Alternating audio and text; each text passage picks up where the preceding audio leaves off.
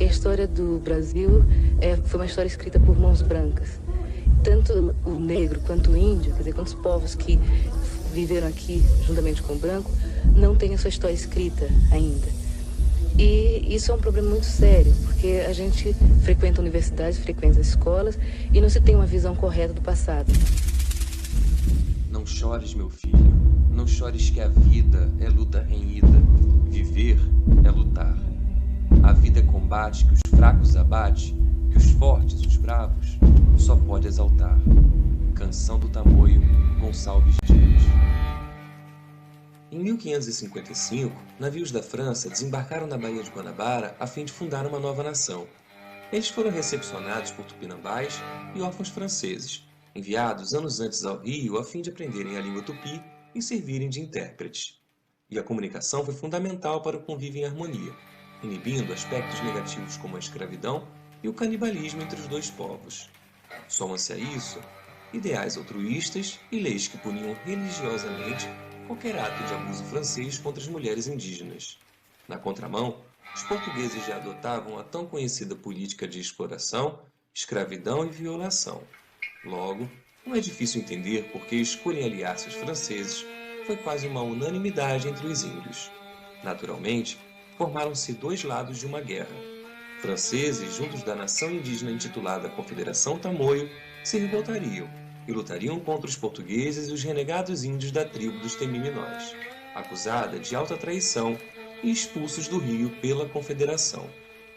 Cada aliança tinha suas lideranças.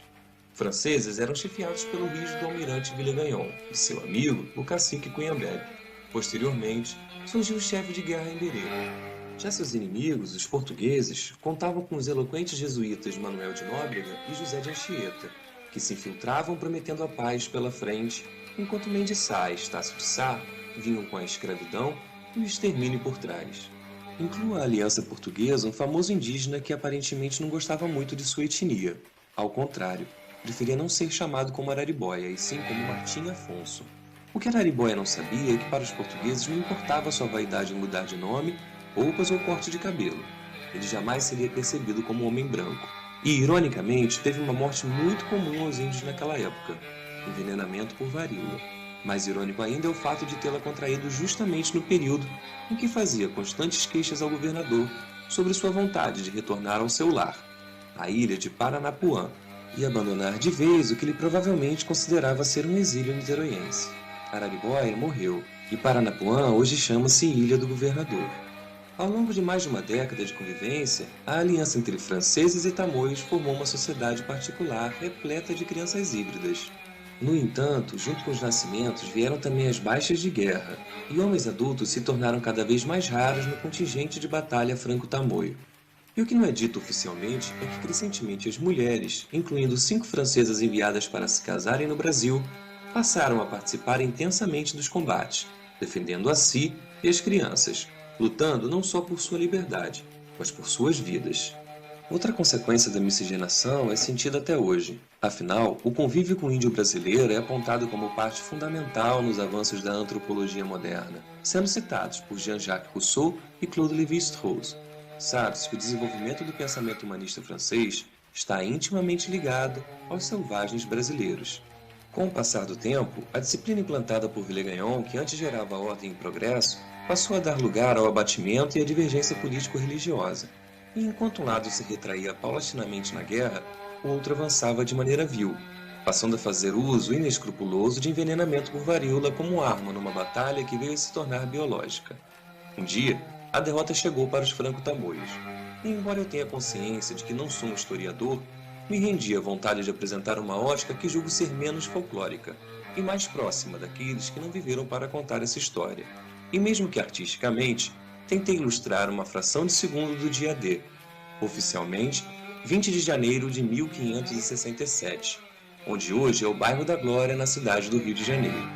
Lá estava o último símbolo de resistência franco-tamoio, um forte tupinambá denominado Uruçumirim. Coincidência ou não, ele era ocupado por Aimberê, o único membro da Confederação Tamoio que nunca acreditou nas mentiras do padre Anchieta. Esta foi a mais dramática de todas as batalhas. Os portugueses não fizeram prisioneiros e franceses, índios e mestiços lutaram por suas vidas como um só povo que de fato se tornara. Homens, mas principalmente mulheres e crianças, resistiram por 2 dias de desproporcionais ataques.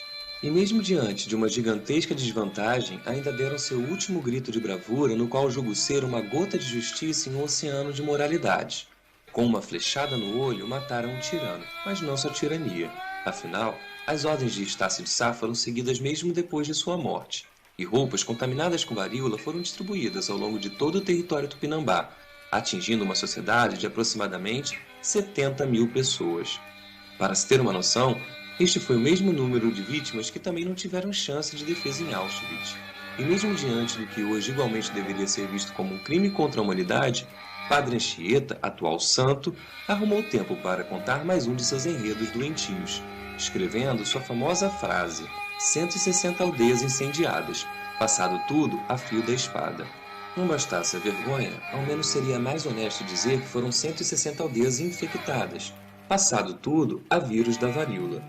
Por fim, o quadro é uma pintura digital construída a partir de imagens e referências, que apesar de focar num acontecimento específico, a queda de Uruçumirim traz elementos e personagens reais, que representam diferentes aspectos de todo um capítulo da história, relativo à revolta dos Tamoios e à França Antártica.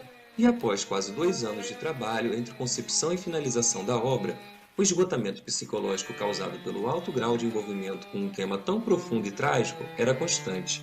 Mas a motivação de apresentar um olhar diferente sobre nossa história, heróis e santos, era ainda maior. Não se trata de falar verdade ou mentiras, e sim de enxergar novas perspectivas sobre nós mesmos, nos admitindo como parte de algo, sem nos isentar de nossas próprias responsabilidades. Talvez isso possa ser a chave para nos fazer entender como nos transformamos no que somos hoje.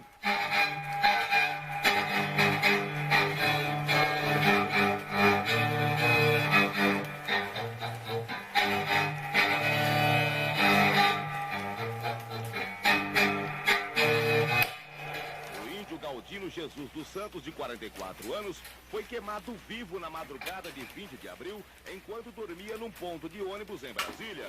Os 4 assassinos, todos pertencentes à classe média alta de Brasília, poderão estar em liberdade nos próximos dias, sob o efeito de um habeas corpus que...